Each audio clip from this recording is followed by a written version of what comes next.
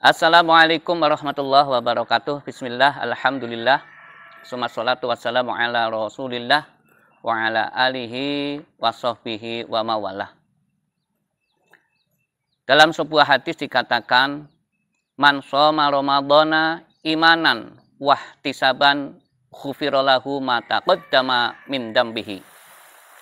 Yang artinya barang siapa berpuasa di bulan Ramadan, yang berpuasanya itu karena beriman kepada Allah, yang puasanya itu dilakukan karena mengharap ridho Allah, maka orang tersebut akan mendapatkan satu barokah, yaitu ghufiralahu ma taqaddama min dambihi, akan diampuni segala dosanya yang sudah kelewat.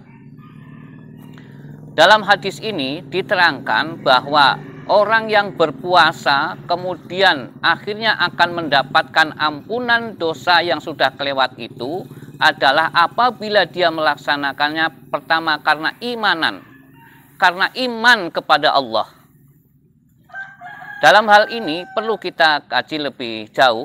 Apa sih iman itu? Kalau iman itu muryanun, iman itu ibarat orang itu belum berpakaian. Walibasuhu taqwa. Pakaian daripada iman adalah takwa kepada Allah.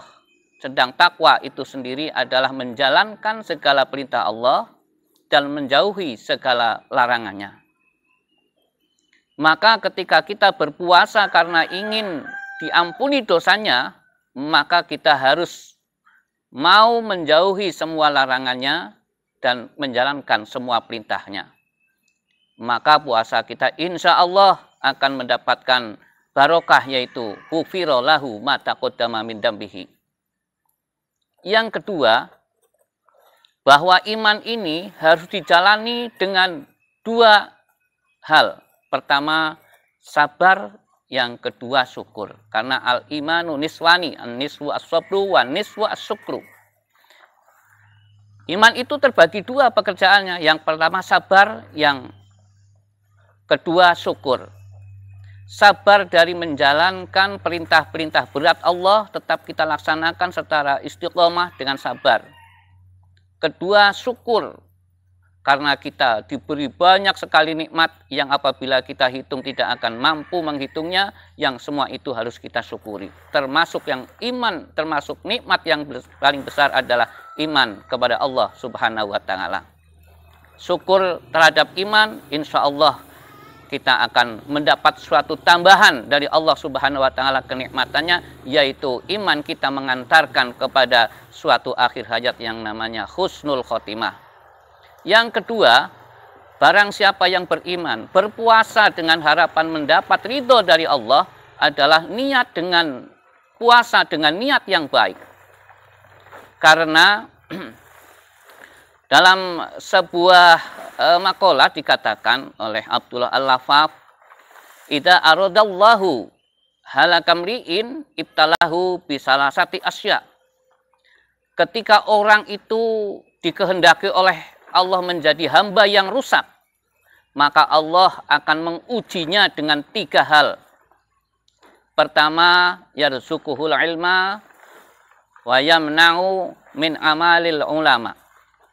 Dia itu akan mendapatkan ilmu, mendapat rizki berupa ilmu dari Allah Subhanahu wa Ta'ala.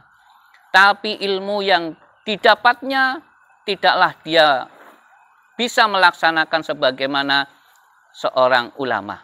Karena ulama definisinya adalah laisal mar'u aliman hatta bi ilmihi ngamilan. Bukanlah seorang yang alim ketika dia itu belum mengamalkan ilmunya. Yang kedua, yarzuquhu suhbatas sholihin wa yamna'uhu an ma'rifati huquqihim.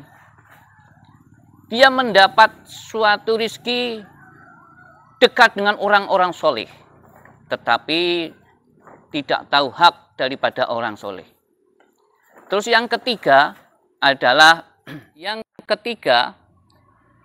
yarzuquhu